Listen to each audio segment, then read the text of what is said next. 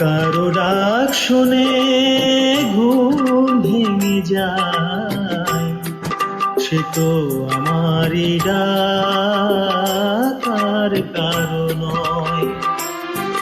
যদি ব্যথার মেঘে শ্রাবণ ঝরে আঙিনায়, সে তো আমারই কান্না আর কারো নয়, আর কারো নয়।